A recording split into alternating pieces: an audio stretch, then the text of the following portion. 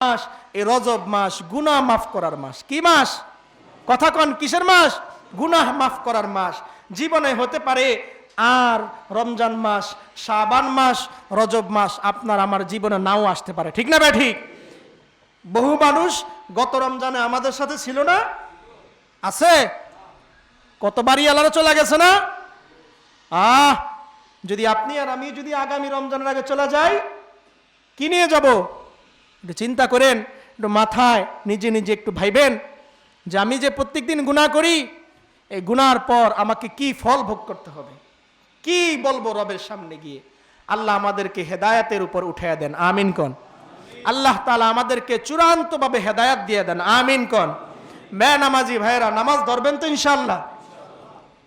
একটু সম্পদের মালিক হয়েছেন, একটু ভালো চাকরি করতেছেন, একটু ভালো ব্যবসা করতেছেন, যার জন্য আল্লাহকে ভুলে যাবেন না, তাহলে আল্লাহও আপনাকে ভুলে যাইব।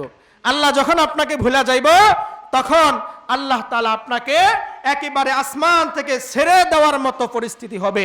আল্লাহ তাআলা কি বলেন?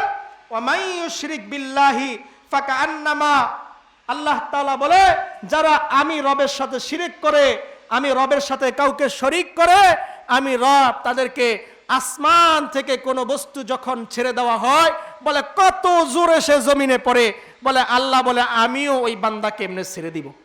নাউজুবিল্লাহ বলেন। তো কারো সাথে যদি আল্লাহর সাথে যদি কাউকে শরিক করি, তাহলে আল্লাহ যদি আমাদেরকে ছেড়ে দেয়, বলেন তো আমরা কি বাঁচবো? আল্লাহ তাআলা আমাদের সবাইকে শিরিক মুক্ত ঈমান দান করেন, আমিন কোন। শিরিক মুক্ত আমল দান করেন, আমিন কোন। প্রিয় হাজিরিন, আলহামদুলিল্লাহ, আপনাদেরকে আর বিরক্ত করব না। আমাদের এই মসজিদটি হাঁটি হাঁটি পা পা করে একদিন, 2 দিন, 3 দিন করে মসজিদের উন্নয়নের কাজ, অগ্রযাত্রা চলছেই চলছে, আলহামদুলিল্লাহ বলেন।